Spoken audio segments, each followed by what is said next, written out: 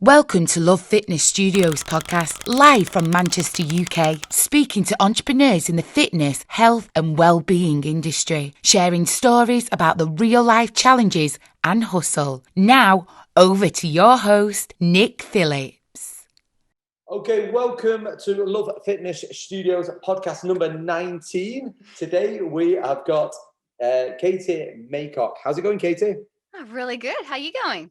I'm doing really well. Thank you so much for giving up your time to speak to us today. And I always like to start off right back at the beginning. So Tell us a little bit about little KATIE. Tell us a little bit about where you grew up, what you like at school. So take us right back, KATIE.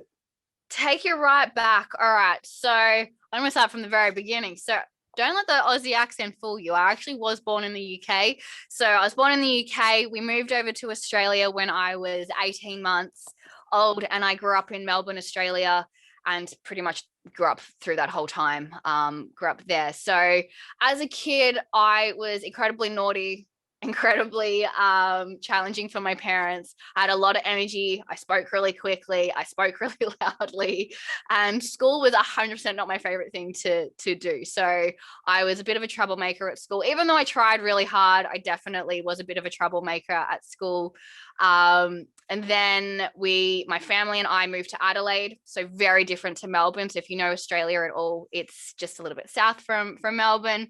I moved to Adelaide, got myself into a little bit more trouble there. So my parents split up when I was 13, which is just a challenging age in general. But then my parents split up when I was 13, and my naughty, cheeky streak just turned into a bit more naughty, and ended up just really not going to school. Had a really rough trot there, and had a few challenging times during my teenage years. I think a lot of us can relate to that.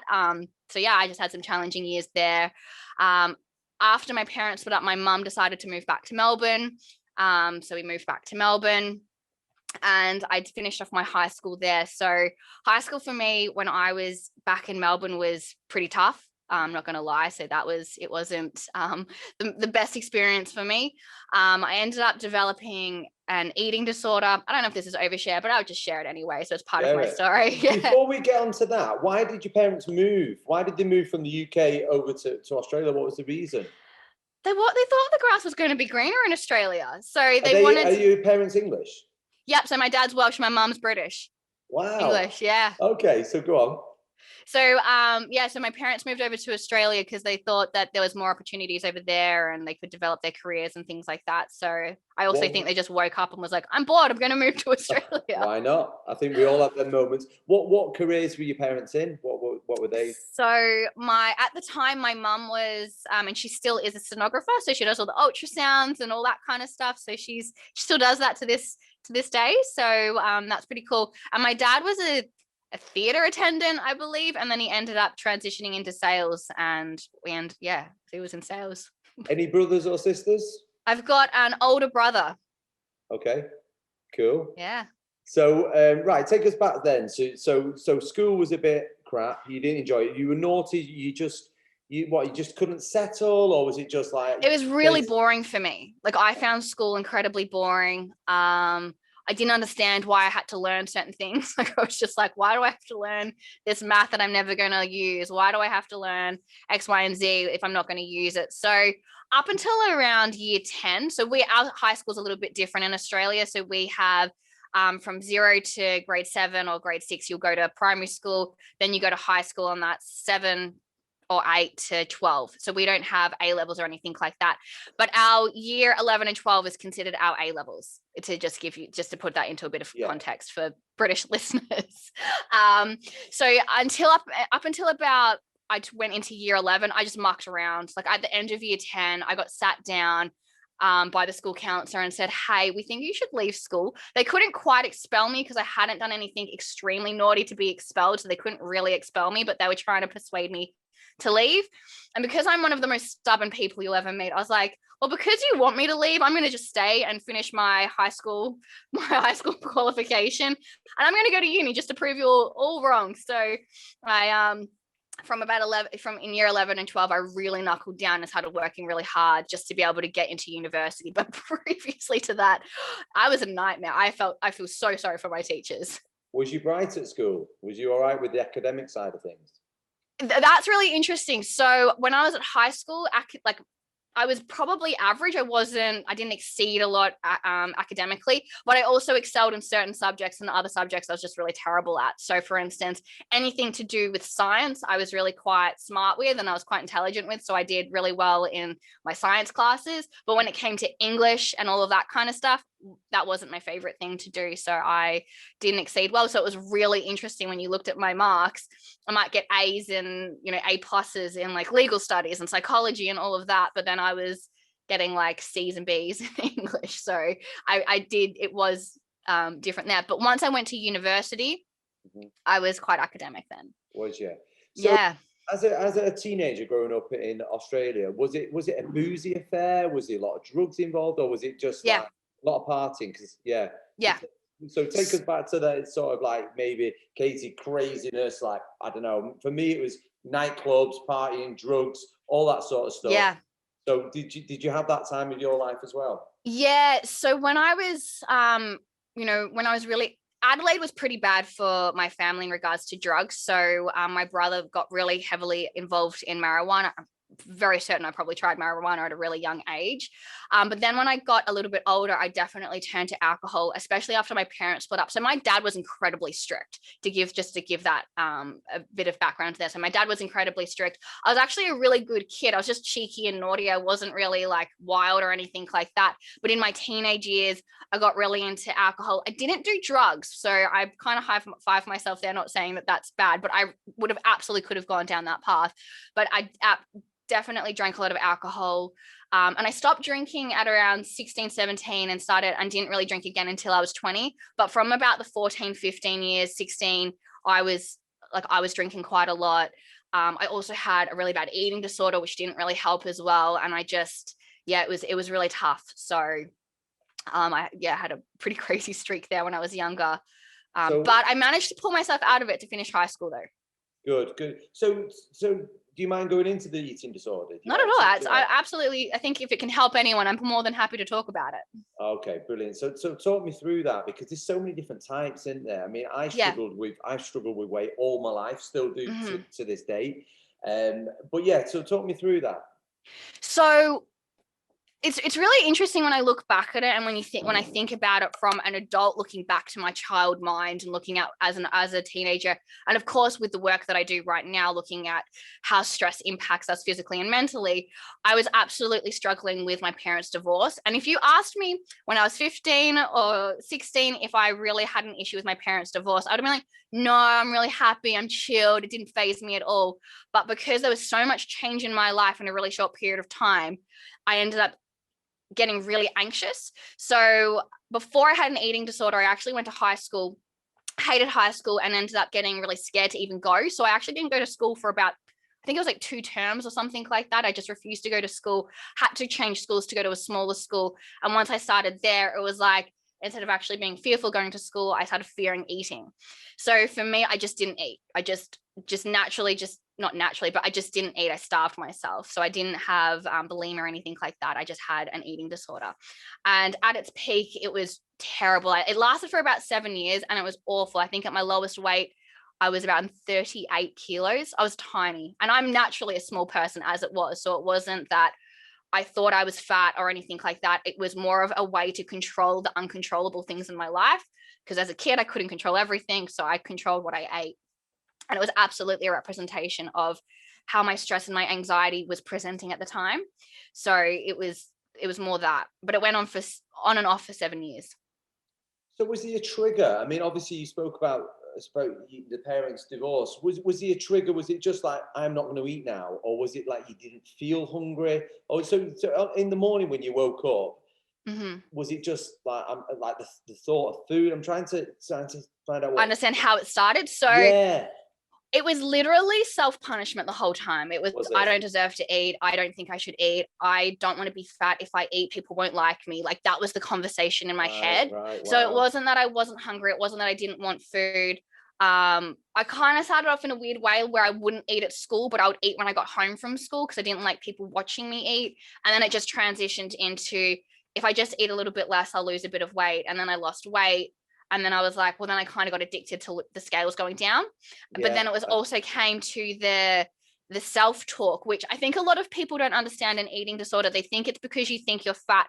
No, there's actually like a voice inside your head. Well, for me, there was telling you, you don't deserve to eat, don't eat this. If you eat, people won't like you. That was a constant thing. And I feared food because I was like, if I gain weight, people won't like or love me. There's also a bit of a cry for help there. I think I really wanted to, so just to give you a bit of a clear picture as well, my mum was really struggling and my brother was really struggling after my parents divorced, and I kind of got left alone because my brother's needs were a bit more important than mine at the time. So I felt really alone. So I'm sure that there was a cry for help there as well. It's like, if I get sick enough, people will pay attention to me, like people will care. And I think at the time I thought that no one cared about me, so I self-punished and tried to get that sort of, probably a bit of a cry for help as well, if I'm really honest. So powerful. Did you get to the point where you would nearly pretty much pass out? Did you get to the? Oh yeah. Wow. Oh yeah. I used to I remember one time I had a boyfriend at the time and I was at his house, and I remember just standing there and I was like, the room just kind of went black and I swayed, and then the next thing I know, I woke up and I'm like, what happened? It's like I just fainted. I just completely fainted. Shit. Hydration. Did you drink water? Did you I'm trying to understand how you sort of functioning. So water, was you all right with drinking water? Or because obviously I was fine with, we do obsess with the weight scale, so I'm really interested about that. Right, so speak to me about the hydration. Then I want to know about you jumping on the scales. Was it a constant every morning? Was it every 10 minutes? So yeah, it was, yeah. So I was really good with water. I was always really good with water, because if you drank enough water, you wouldn't feel hungry, right? You could trick your body into feeling like it was full. I was really obsessed with making sure I had enough water. I would weigh myself when I would go to the gym. So I might not drink water until I got to the gym, and then I would drink water because I wanted to sort of like muck around with scales, I suppose. But my mum wouldn't allow us to have a scale in the house because she was worried that I would develop an eating disorder. Mind you, I had an eating disorder and it was pretty obvious. So we weren't allowed scales in the house, so I'd have to go to the gym and start weighing myself there. But yeah, no, I was actually pretty good with water, to be completely honest. But I was very obsessed with when I ate and how I ate, and obviously the foods that I ate as well. You do become obsessed with that. But I was obsessed with having to eat from the same plate, drink out of the same mug, have the same glasses, have the same water bottles. I had to eat with teaspoons and little miniature forks and things like that. It was like that as well. Like I couldn't eat from a big plate. I had to eat from everything small. Did anyone turn around, your friends, your boyfriend, did anyone turn around and say, Katie, what are you doing? Or would they encourage it? No. So this is the weirdest thing ever. And I feel for my family. I think that they didn't know how to cope. They didn't have the tools to manage this. So it was this big secret that everyone kind of spoke about it behind my back, but didn't really come forward to me. I think I actually asked for help at one stage. So when I got to about 18, 19, I was like, I'm really struggling. I need some help. But my parents couldn't afford the help. So I ended up it kind of went back to the back burner again. And then we didn't talk about it again until I got over it. And I'm not saying it was an easy feat to get over, by the way. But yeah, it was kind of a really big secret for a long period of time in the family. Everyone knew that I had an eating disorder. I mean, you could see it, but no one really spoke about it. And now we speak about it. But during that time, we never really spoke about it. It was kind of like taboo. I think it was, no one really knew how to kind of bring it to the forefront. If you could speak to young Katie now, knowing what you know, what would that conversation sound like? I would 100% say, like, you deserve to eat. You need to just get some extra help. Like I was actually seeing a psychologist, I think, at one stage because I wasn't going to school. So that's a different story. But I wish I could go back to that Katie in that moment and say, be freaking honest about how you're feeling. So I was seeing a psychologist. I just didn't open up. Like I was like a shell of a person. Like I wouldn't open up to anyone. I would actually go back to that Katie and go, share. People actually do want to hear when you're hurting. People do care about you. Just share and just trust, because that was the biggest thing, right? Like if you don't think people care about you, and I was self-punishing, that's a constant loop, right? So the more that you are, leaning into that vulnerability, I would definitely go back and go, when you're seeing that psychologist, share how you're feeling, like actually go through that, because I think I would have gotten a lot more help, and it probably would have prevented an eating disorder, or at least the time that I was had an eating disorder would have been a lot less. I would have had better tools. Mm. And I would have said, just love yourself. Mm. You know, people do care about you. Mm. Yeah, great point. When you were going to the gym then, what were you doing at the gym? Was it pure cardio? Hours of cardio and a little bit of weights, but hours of cardio. Yeah, I know it. Your story is, I went the other way. So I was, as children, we were never allowed. My parents, my biological dad left when we were very young. So I was 3 and my brother was 4, and he just said he was going on business, never came back. Now, my mum met the most amazing person in the world. He was actually a GP. Now, as children, we were never allowed any sweets, sugars, crisps, anything like that. We were quite strict with that. I don't think to the point that we just didn't have it in the house. So as soon as I was allowed to go to the shop by myself, I would go to the shop and I would eat. I would just buy as many crisps and chocolate as I could get, and I'd eat them all the way home. Yeah. And I'd get sweets, and I'd hide them in my bedroom, all the wrappers. So yeah, and then I went to the other extreme of when I got interested in girls, I started starving myself to the point where I wouldn't eat for days on end. And I remember I was working in a call center at the time, and I woke up I stood up one day and I went really dizzy, and I felt like I was going to pass out. But I did probably about 6 months of not eating, living on wine gums to give me sugar, and doing hours and hours of cardio. Yeah. Cardio. I'd get on the stepper, I'd put my headphones on, I'd have a couple of diet pills, which were stacked, which was ephedrine. And I would just literally go on this stepper like a madman for like hours to get the weight off me. And it works. It just falls off you. But then you become obsessed with the scales. You become obsessed with what you're consuming. It's such a messy, messy situation. It's a messy situation, and it's physically absolutely disastrous. There's nothing, you're damaging your body, and it's horrendous. And sometimes you can do long-term effects. I was very fortunate that I didn't have any long-term effects from it. But you're damaging your body, and it's so bad for your mental health. Yeah, 100%. But you don't care about that, do you, at the time? You just you just want to see them scales going down, don't you? Well, I mean, I think like for me, every time I weighed myself, if the scales went up, it was that self-talk again. I'd come in going, you're not worthy, you're not worth it, look at you. Like, I would convince myself that I was fat, but I was like 40 kilos. Like, I was tiny. But if I went over that 40 kilo mark, or if I got under, it was like, look at me, I'm succeeding. And it was like addictive at the end. And it's just so hard to maintain such a low weight. And I think, and anything can fluctuate it, right? And so it can give you such a bad week if the scales have told you a different story than what you're looking in the mirror. So it's awful. It's one of the, I will say, out of all so I've suffered from anxiety majority of my life, until like the last 5-6 years. That was the worst thing that came out of it. That was horrible. Wow. And when I see, whenever someone tells me they've got an eating disorder, I just feel for them so hard, because I understand the mindset, the physical feelings that you're going through, and it's just horrible. It's a constant thing, isn't it? You're just living with it on every second of your life. So what was next then? What was next? So you got yourself so low. Did you want to carry on losing weight? Did you want to carry on? What was the vision? Did you think I'll be happy when I get to this? Or it was don't go over a certain weight. So, I mean, I had moments where I came out of it and then would go back into it. So really transparent. I didn't get any professional help for it. I ended up just having to self-talk myself out of it. But a lot of it was the scale weight, but the scale weight represented of how worthy I was as a human being. That's how I saw it. So I was like, don't go over this, because if you do, people won't like you. People will not be your friend anymore. You won't be worthy. You won't be pretty, or whatever it was that was going through my head at that time as well. But yeah, like it was 100% whatever the scale said would dictate how I could actually feel about myself. It's like, you can feel good about yourself because you haven't, you're this amount of weight or whatever it was at the time. So that's a horrible place to be, like being reliant to be happy on a scale, like on a number on a scale that means absolutely nothing at the end of the day. That to my self-worth anyway. So what was next?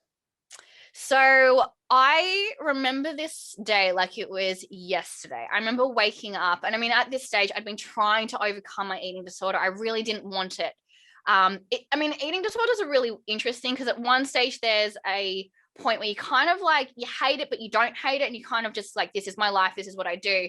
I went through that and then got to the point where I freaking hated my eating disorder. I hated it with a passion and I didn't want it anymore. Like I remember going out and watching people eat going, I wish I could be that person just to eat that like burger or whatever it was and not feel guilty. Like I wanted that so bad. And so probably for the last 3 years, I kept on battling that. So I was just like, I would go, screw this. I will eat what I want. And then I'd revert back, eat what I want, revert back. And then one day I just woke up and I'd been doing my nutrition degree. So I'm a nutritionist by trade as well. So it's interesting that an eating disordered person went into nutrition, which isn't too uncommon, to be honest. But I woke up and I had clients that I was doing nutrition for. And I was like, this is a joke. Like, this is a joke. Like, how can I give advice when I'm not even taking my own advice? And I hate this so much. So I have to get better. I have to change that voice in my head. And so I made a decision. Every time I heard that voice in my head saying, you're not worthy, I'd be like, I'm not going to listen to you. I'm going to shut the door on you and I'm going to focus on something positive, which is how I'm feeling. I'm feeling better. Like I want to eat because I want to be better. I want to be healthy. And I'm just going to focus on that. And obviously it was a tough slog. Like there was a lot of tears, a lot of pain, but I after a while, I just started realizing, that voice got less loud and a lot, I started actually looking at more of the positive sides to me and started focusing on different things and going, you know what, I would rather be strong than weak and tired all the time. I don't want to be tired all the time. At that stage as well, I was having a lot of health issues. I was like, I remember saying to myself, I was like, I'm sick and tired of being sick and tired. So I just kind of focused on, look what I'm going to get out of it. And it was really trying because I did gain quite a lot of weight quite quickly, because once you've been eating no calories and then you start eating calories again, you will gain weight and you kind of look swollen. So like I looked quite swollen for a period of time, but then after that period, and I kind of got into the groove and just started loving what I looked like and loving who I was, it became a little bit easier. And unfortunately, I fell out of love with nutrition at that time though. I think I'd gotten a little bit jaded with doing nutrition. So I changed my career for a period of time. So I did that as well, it was probably beneficial to get out of the nutrition world and the gym environment just for a little bit and go into a corporate world. So that I do think that was a big positive for me as well, even though I kind of left something that I loved just for a period of time, but back there now, and I'm doing nutrition stuff again. But that's sort of how that went. Yeah, there's so much I want to touch on here. I mean, so would you say that's your lowest point of your life when you feel like I need to stop listening to this voice in their head? Would you say that's the lowest point? Would you feel like you were right at the bottom, you had to sort of build yourself back up from there? Yeah, I was pretty rock bottom then. I mean, I think I was just so over feeling like no one cared about me and no one loved me. And I felt like, well, if I feel that way, then I have to love myself. I have to be that person that's going to take that. And I think that voice became louder, but I was pretty at rock bottom, and I was just I really hated everything about myself. And at that stage, I'd gone back into drinking a lot of alcohol. I was binge drinking a lot. What age were you then? At that stage, I would have been like 21, 22. So I wasn't young, but like I said, I didn't drink from about 16, 17 until I was around 20. For what reason, Katie? I felt like if I didn't get my shit together with school, I wasn't going to amount to anything. And I thought if I didn't get into a university degree, my life would be over. So I was like, well, alcohol seems to just impact me. So I stopped drinking. I might have drank a little occasionally, but I really did, stop doing that binge drinking element as well. There was also probably a fear of gaining weight from alcohol at that stage, I would imagine.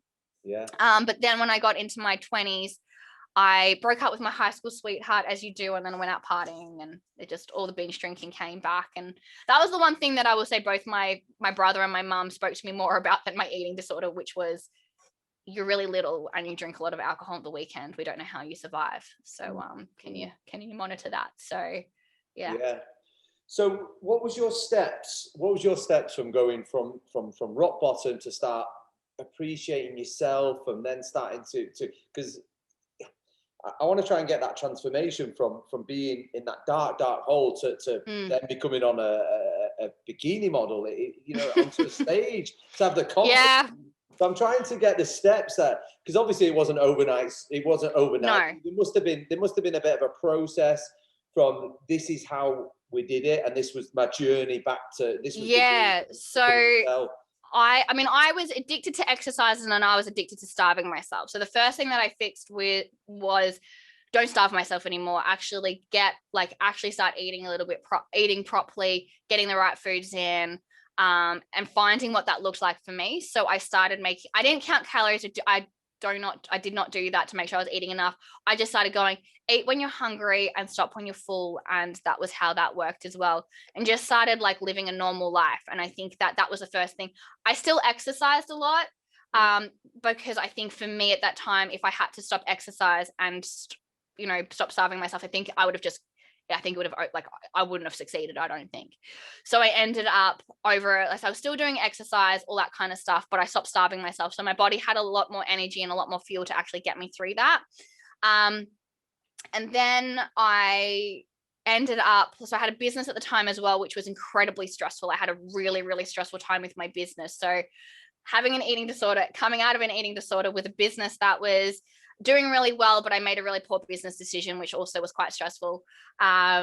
Created a different world for me. So after that, like I said, I actually ended up leaving my business and going into corporate. And that ended up, I surrounded myself with people who were very like-minded. Outside of that, like exercise, diet, that's all we spoke about. I had them still as friends, but I had like people that wasn't their main goal. Their main goal was to focus on their careers and become better that way. So I sort of surrounded myself with different people and got out of that gym environment.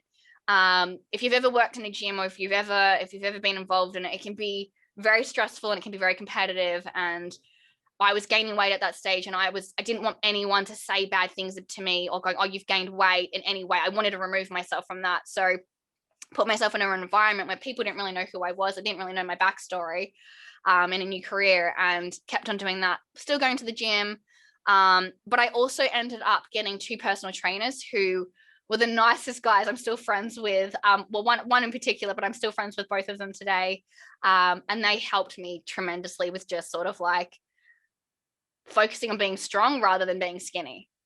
Because they're like, hey, look, you're naturally small, so like don't stress about it. Like let's get you strong. Like let's build you up in that way. And they kind of came at it more with a tough love, you better be eating, you better not be overtraining, you better not be doing this. And it was just really nice way to, like, I actually liked the way that they spoke to me, because it kind of gave me that encouragement to don't work out every day, come in only for your sessions here. And it was more structured for me, and that was really positive for me to actually have. Don't ask me why I had 2 personal trainers. I just had 2 personal trainers. But they were friends, so it was okay. But they were honestly, they were solid. They were really helpful with just keeping me on the right track. And they would always be able to tell us, like, have you eaten enough? Like, how you doing? What's going on? And they were really good with picking up what I could and couldn't do. So I will say that they were a really big part. They probably don't even know it, but they were a really big part of me coming out of that eating disorder and staying out of it. I think that was the biggest part. They always say, I think with eating disorders, if you're in remission for 2 or 7 years, you've kind of conquered it. But that 7 years is really touch and go for a lot of people. So yeah, that was awesome. But having other people commenting on how strong I was and going, look at what your body can do, instead of focusing on what it looked like, that was hugely positive for me. And then also surrounding myself with people that weren't constantly talking about like diet and exercise. I think that's the key, isn't it? I think that is a massive, massive point. It's being around people that are going to lift you up, and not. It's a tough environment, the gym environment. I worked for a long time in London, and it is very competitive. It can be quite a nasty, bitchy environment, but I suppose that's in all walks of life. I'm sure you get that in hairdressers and all sorts of things. So it's all about circling yourself, people that are going to cheer you up, high five. I heard a great quote today. It was in Clubhouse, and what was it? It was listen to the people that aren't clapping when you're winning, or take note of people that aren't clapping when you're winning. I love that. Yeah, I love that. I thought it was great. So was this still in Australia when you got to this? Yeah. So so this was in Australia, and then I was dating a guy, and that was a horrific relationship, and that ended. And once that ended, so I overcame my eating disorder. He was absolutely horrible for my eating disorder as well. Like, he kept on trying to, I don't know if he was purposely trying to do it. I don't know his motive, but he would say things that would try to derail me. So that relationship was doomed to end, at some stage. So but I was able to persevere through that. And then after we broke up, I ended up going like, I'm going to go do a bikini modeling challenge. This is probably about 3 years after my eating disorder, I would say, my first bodybuilding bikini competition, where I was like, hey, you know, I feel good about myself. Like, I want to go do that. So I trained for that. That's a different kind of training, not going to lie. Yeah. So I've done 2. The first one, I took myself through. I did all the training for myself, did all the diet for myself. I had a couple of personal trainers helping me out. And I did relatively well. Like I still got up on stage. I did relatively well. I randomly had the shingles the week before I went on stage. So that was unfortunate. I'd put my body through too much stress. Right. And then I did it again. I did another bikini modeling competition, I think, or a fitness modeling competition like 3 years later after that or something like that. So I will never do one again. I say that now, but I'm probably going to stick to it. I will never do one again. It's too much. It's too much stress. Is it on the body with the nutrition side of things? Yeah. It's like you say, because it's such a sensitive area for yourself. Yeah. To then put that pressure on you about back to that food. How did you get over that? Or how was you so strict that you didn't slip into the old bad habits? Yeah, so that was a massive fear for my family at the time. At the time, my family were just super worried. They really didn't agree with me doing it.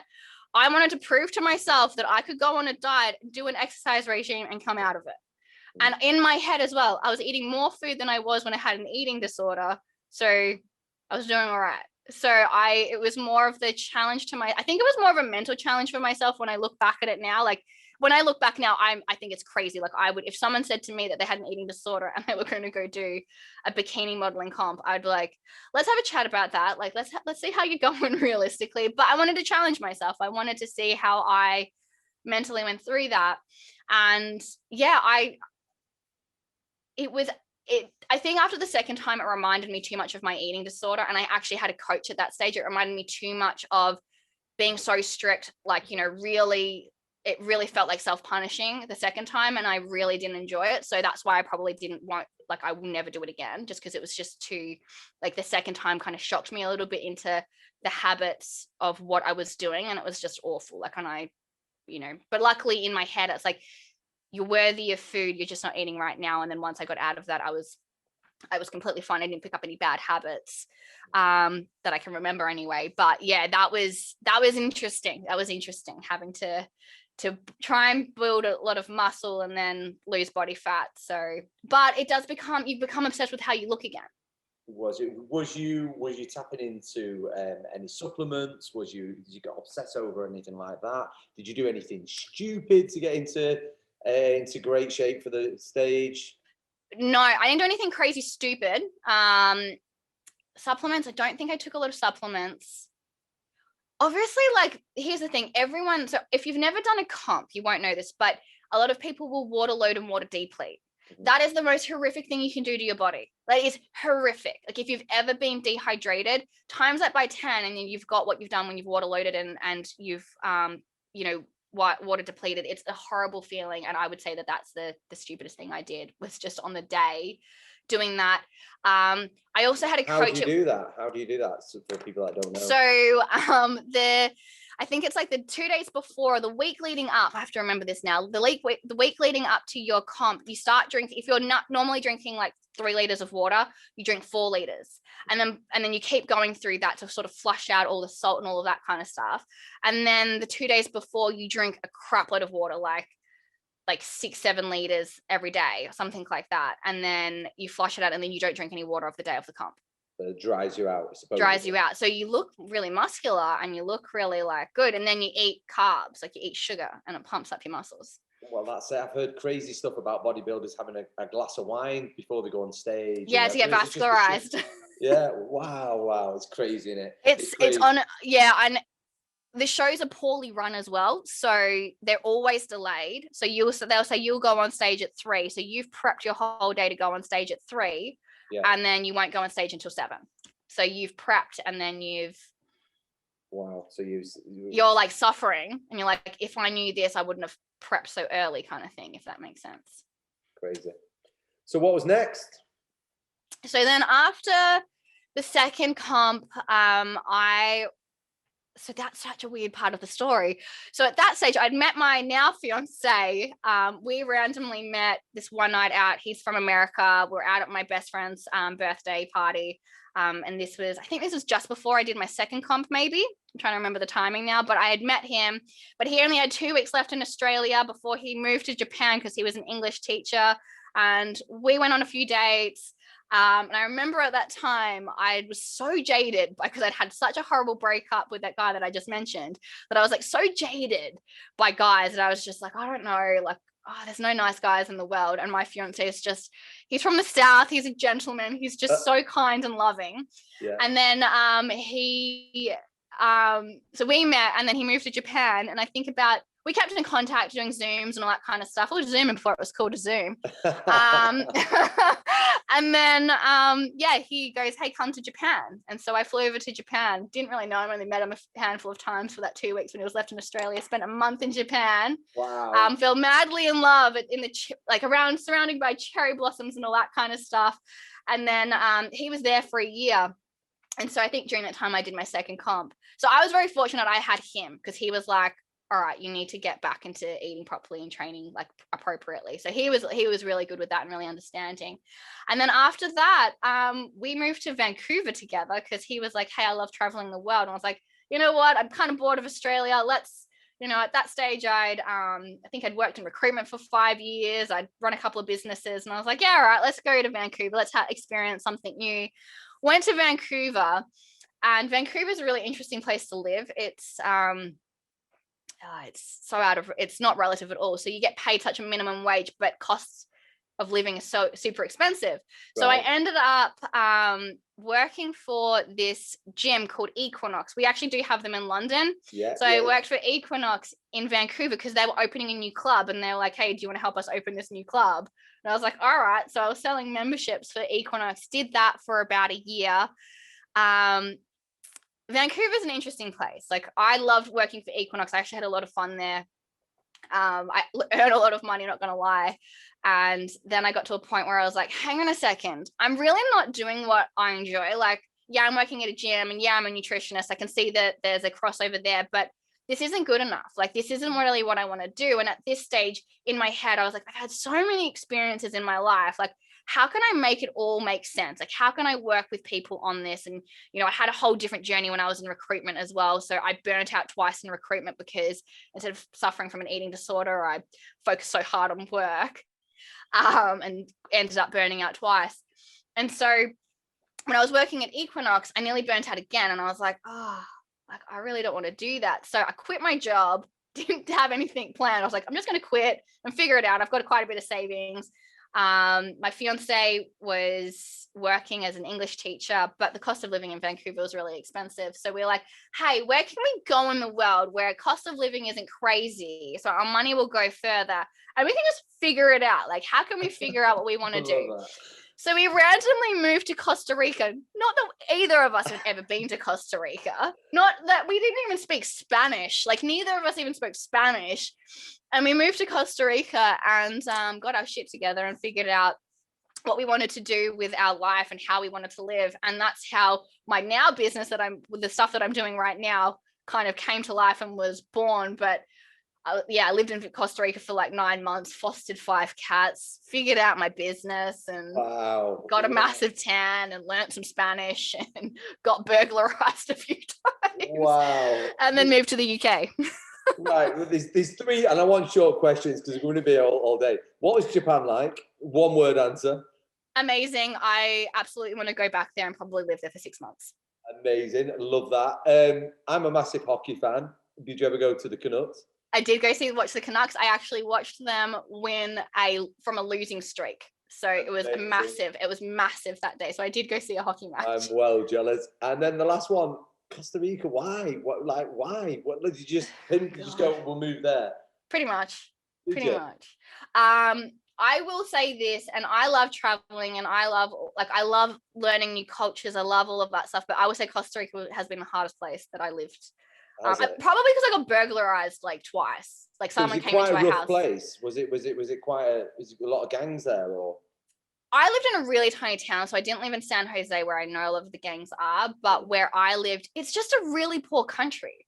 And when you're white, you're considered you have a lot of money, so they just will rob you. Like not always. That's a massive generalization, but we got burglarized twice. Like we had somebody actually climb into our bedroom while we were sleeping and like steal from us, like while we were sleeping.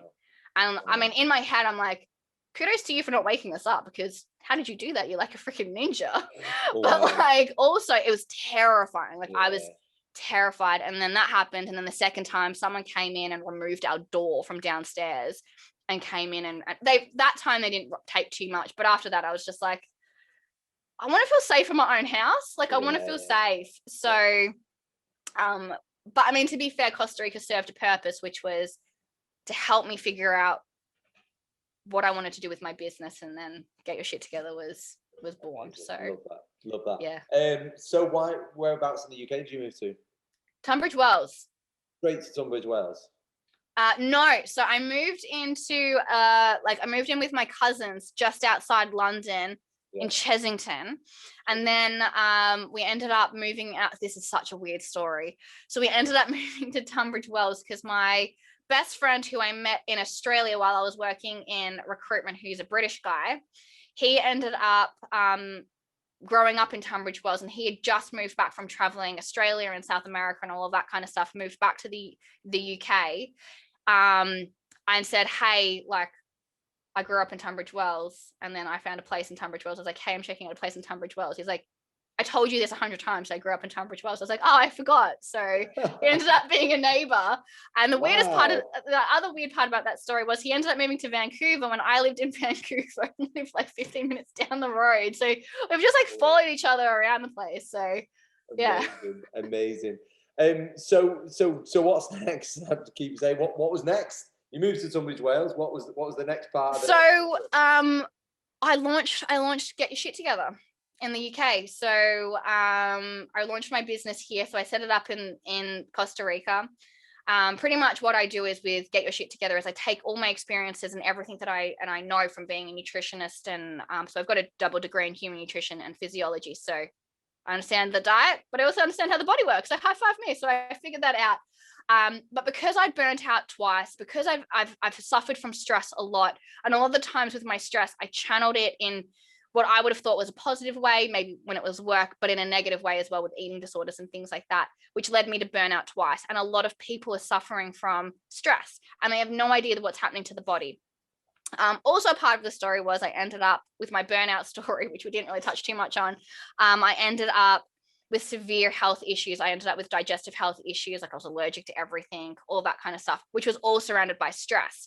So Get Your Shit Together is pretty much understanding the impact that stress and anxiety has on the body and the mind and what you can do about it. So I thought, hey, there aren't that many stressed people in Costa Rica, so I better move somewhere where I know there's some stressed people, and the UK seems like a good place to go. So I launched it here, where I work with individuals and corporate companies talking about the impact that stress and anxiety has on the body and the mind and what you can do about it, tackling it from a physical standpoint. So diet, exercise, and sleep. So there are 3 elements that I work with. Then obviously looking at the mindset piece, because you have to understand how your mind is working to understand why you do certain things, what behaviors are coming out, how could you be doing that a little bit differently. And the third element is, especially with business owners, understanding how is your business serving you? Is it causing stress? And what could you be doing a little bit better to be the best leader that you can be the best CEO that you can be the best person at work that you can be. So I launched that around 3 years ago, and it's just been going from pillar to strength,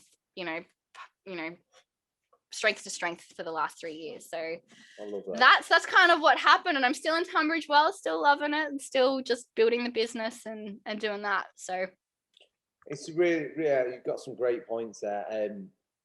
My dad, my stepdad, he died from a heart attack. Now, he was a beautiful guy, but he was stressed to his eyeballs. He had his own GP surgery, and he constantly stressed.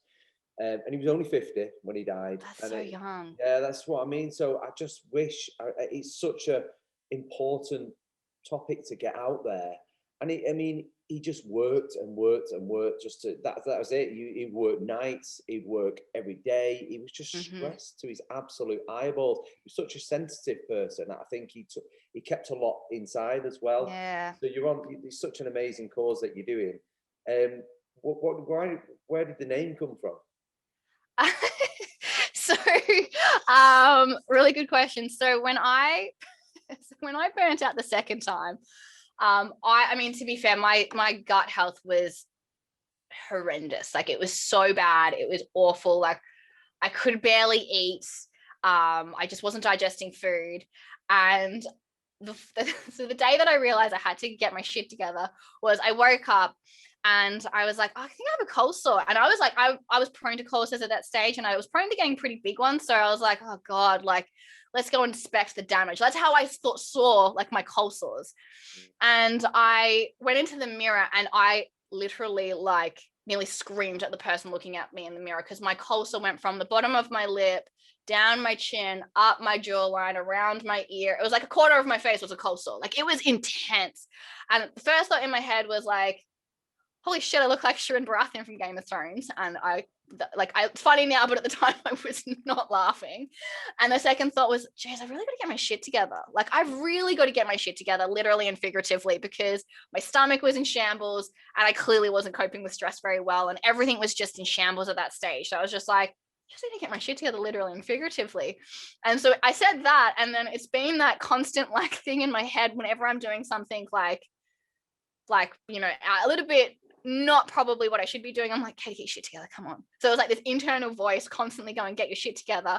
And then the literally and figuratively came like when I was in Costa Rica, like, what can I say? Like, I'm talking about gut health, I'm talking about stress, like, how does this come about? And then it was like, get your shit together, literally and figuratively. And I was like, that's it, I'm gonna stick to it. I had so many people tell me not to call my business that, but I was like, screw that, I'm gonna call it what I want to. It's straight to the point. It tells you exactly what it is, and that's it. So when you're approaching CEOs or you in the corporate world, and this is my product, funny, but I love it. I think it's amazing.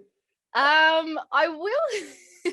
Some corporate people are a little bit like, what is it? But honestly, it's how you own it, right? Like, the first few times when I would talk about it, I was a bit nervous. I was like, get your shit together. Like, can we say get your act together? And I was like, yeah, we can call it that. We can say that. And then after a little while, I was like, I'm just going to fully embrace it. I'm going to fully own it. It's get your shit together. And once I fully embraced it and was really confident with the name and just went with it, I don't think since then I've had any pushback. I'm sure there's people that look at it that kind of go like, oh, I don't know if I'm going to work with her because of the swearing, but like they're not like, they're not. Yeah, but that's right. To the point, and that's the thing, isn't it? I think once you relax that and you can just get it out there, tell about what it is, and it's a serious message. It's a message that will change, that will save lives. Yep. So it's not to be fluff. It's like straight to the point. I think the biggest thing for me is when we talk about stress and stress management, you can come at it with a really soft approach, or you can come with it at a really direct approach, going like, your stress is actually going to kill you. You've got terrible gut health. If you don't do something about it, you're going to lose your health. You're going to lose your life. You're going to lose your family, and you're going to lose your business. So we can fix that. You don't have to lose any of those things. You can still be successful, but you can do it in a different way. Like, what do you want to do? And I think coming at it in that way, rather than you can come at it in a really soft approach, which a lot of people have done, but that's not my style. That's not who I am. So I've got to call a spade a spade. So that's why get your shit together, literally and figuratively, works for me and my clients. So yeah. I absolutely love it. And I think it's brilliant, straight to the point. Do you mainly work with men or women, or is it a nice split? Or so I accidentally, this isn't on purpose, but with my one-on-one clients, it's typically men. Not to say I won't work with women. I'll 100% work with women. I just seem to get more male clients than I do female clients. I had a few female clients, like I've got some really wicked female clients, to be honest, but majority is men. However, my workshops and my webinars and all that kind of stuff is mainly filled with women. So like, not to say there isn't any men in there, but the women love that, and they'll come to that and they get really involved in that. And so that's why I like to do the workshops and the one-on-one stuff, because at least I can spread my message that way. But I've also got a diet plan coming out, which I think that's going to hit both markets really well. So I think the diet plan, it's not actually a diet plan. It's called Cool Bullshit on Your Diet Plan, which is pretty much, hey, let's get let's cut the fat. Let's talk about what's actually important in nutrition. Don't focus on anything else, but let's focus on your mindset. So I think that that's going to be really good tailored for both. So that's my opinion anyway. We'll see how that goes once it's launched, but yeah.